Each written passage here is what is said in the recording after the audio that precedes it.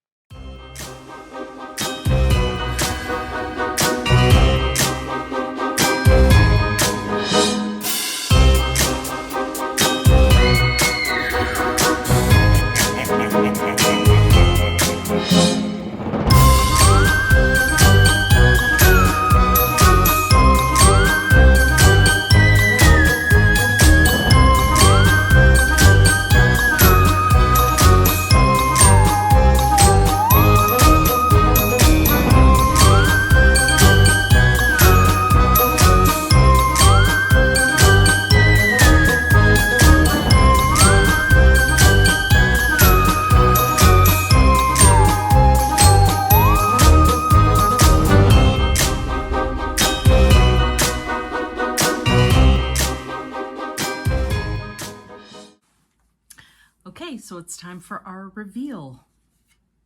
I don't know if you guys noticed, but I started the painting and then I had to, I started everything and realized I wasn't recording and had to flip the apple over. So we've got this on the back, but this is the front.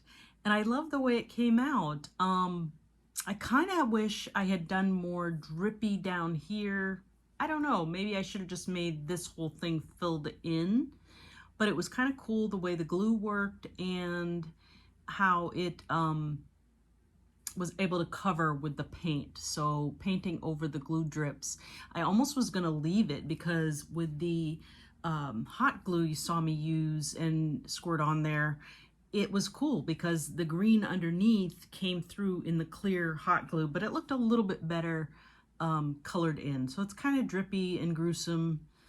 Like I said, these maybe should have been a whole filled in drip, but then it was weird because you don't have dimension in the rest of the green part of the poison apple. And then with the top, I just ended up doing the whole thing brown because I didn't want a green leaf. So now it's kind of more of a dead leaf. If it was really the poison apple, it would just have a stem there, not the leaf. But that's okay, and it's kind of cool. It'll sit. Well, let's see if you can see it up here. So it can sit on display. The other thing I like about it is it's not necessarily just for Halloween. It could go with a villains display as well. So that's kind of fun. And then if you noticed, I threw in a little bonus content because originally what I was going to do for the craft, oh, I need to show you two things. This was not my first idea. I had tried to do some Oreo cookie Mickey heads and was going to dip those and make them into jack-o'-lanterns, and that was a complete mess. You ever see those memes of nailed it and they completely failed? That's what it was. It was a complete fail. So I'll try to put in a little clip of that or a photo or something of how badly that was going and canned that whole project idea. Okay, our chocolate is nice and melted now and smooth.